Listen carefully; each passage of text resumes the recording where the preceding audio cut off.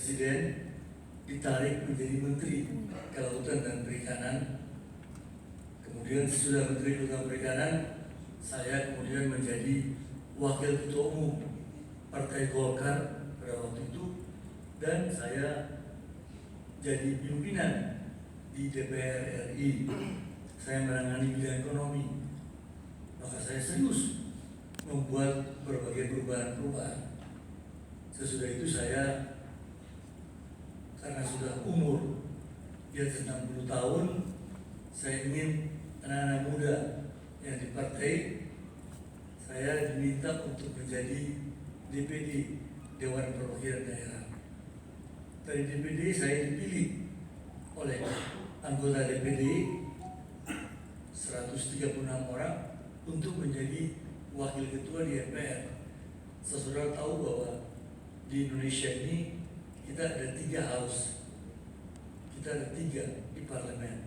Yang pertama adalah parlemen yang dipilih melalui pemilu dari partai-partai. Kalau dia duduk di sini, namanya di DPR RI. Kemudian dari tiap-tiap daerah itu diadakan pemilihan, 1 suara, 1 rakyat 1 suara. Dihitung mana yang jumlah terbesar 4 orang, diambil dia yang menang. Jadi tiap daerah 4 orang. Ini di Dewan Perwakilan Daerah. Kedua ini kemudian ada MPR. MPR kita ada 10 orang pimpinannya. Sekarang pimpinan dari Partai Golkar, Saudara Bambang Susatyo, dan kita 9 orang jadi wakil, 8 dari partai-partai, 1 dari DPD. Jadi kita seluruhnya pimpinan MPR itu 10 orang. Kita adalah mitra kerjanya Presiden.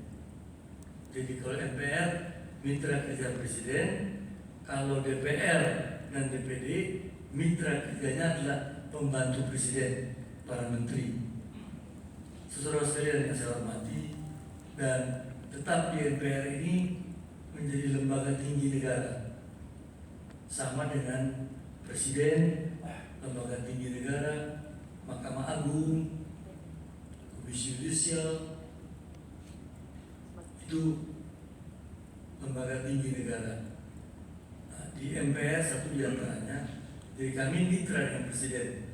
Maka tiap-tiap 2 bulan kita rapat dengan Presiden, mendengar apa masalah di Republik, bagaimana permasalahannya, apa hambatannya, kemudian mencari solusi. Dan apabila ada hal-hal yang penting yang Presiden ingin sampaikan, itu sampaikan di MPR dulu, karena di MPR itu semua partai dan DPD ada. Jadi baru kita menentukan. Misalnya pada waktu COVID, itu masalah yang paling berat, masalah keuangan. Nah, kita yang mengatakan bahwa kita beri otoritas kepada Presiden untuk menggunakan anggaran. Karena dalam Undang-Undang Dasar dikatakan yang bisa menggunakan kebijakan anggaran adalah parlemen dan dibantu oleh DPD. Tapi kita bicarakan di MPR dulu, karena MPR ini semua ikut dalamnya. Pimpinan-pimpinan partai ini adalah anggota atau menjadi pimpinan di MPR. Anggota MPR adalah anggota DPR RI dan DPD 741 orang. Saudara sekalian yang saya hormati, di MPR banyak hal yang kita bicarakan. Kita selalu menjaga keutuhan bangsa ini. Menjaga keutuhan bangsa, maka kita ingin 4 pilar di MPR itu kita jaga betul-betul. Pilar yang pertama Pancasila, di mana semua agama ada dalamnya. Kita tidak mau untuk merubah Indonesia menjadi negara Islam atau negara yang lain, Kristen dan sebagainya. Kita mau Pancasila sehingga merangkum semua agama di dalamnya. Yang kedua, kita jaga betul Undang-Undang Dasar 45 sebagai basis daripada undang-undang. Apabila kita punya undang-undang boleh, bertentangan dengan undang dasar tidak boleh. Maka undang-undang ini kita perbaiki atau kita bubarkan atau kita ganti. Yang ketiga, kita ini ingin menjaga agar negara kita ini menjadi NKRI tetap, Negara Kesatuan Republik Indonesia. Kita tidak mau kita menjadi negara seperti Australia, seperti Amerika, jadi tetap satu seperti negara-negara yang lain. Yang keempat, kita ini beda suku bangsa banyak sekali, 360. Bayangkan kalau kita tidak punya nomor satu, maka dapat dibayangkan orang Papua, orang Jawa, orang Bugis itu akan runtuh. Ingat zaman dulu di mana kerajaan itu berpengaruh macam-macam. Nah, maka 4 pilar ini kami DPR itu selalu sosialisasikan, menjelaskan ini kepada masyarakat. Saudara sekalian saya hormati, saya senang sekali mendengar ini perkumpulan yang menurut saya bagus, karena paling tidak harus dirangkum, dibuat dan menyatu sehingga punya kekuatan di masyarakat. Kita mengetahui bahwa di masyarakat itu hanya ada 3 kelompok di masyarakat.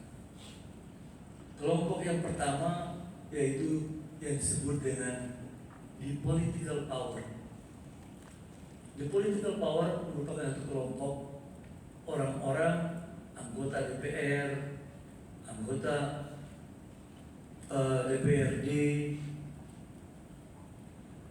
menteri-menteri, presiden, lembaga-lembaga eksekutif di pemerintahan yang lain. Ini merupakan the political power. Yang kedua di masyarakat ada kelompok berikutnya yaitu namanya social power atau moral power. Seperti orang perguruan tinggi,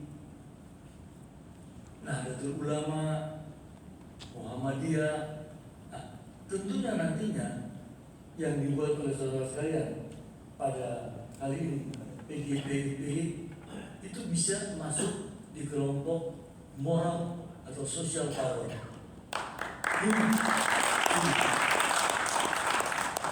Kalau kita tidak berkumpul, tidak buat sesuatu kegiatan, maka tidak dikelompokkan di moral atau social power ini. Dan power yang ketiga adalah namanya economic power. Economic power adalah mereka-mereka yang para pengusaha, orang-orang yang berduit, para entrepreneur, kelompok-kelompok konglomerat, semua di sini. Dan di 3 power ini selalu berinteraksi satu dengan yang lain. Orang-orang yang ada di moral power ini pada akhirnya harus berdekatan dengan economic power, dan nanti political power datang kepadanya. Dia tidak mencari political power, tapi political power mencari dia. Kalau di sininya kuat.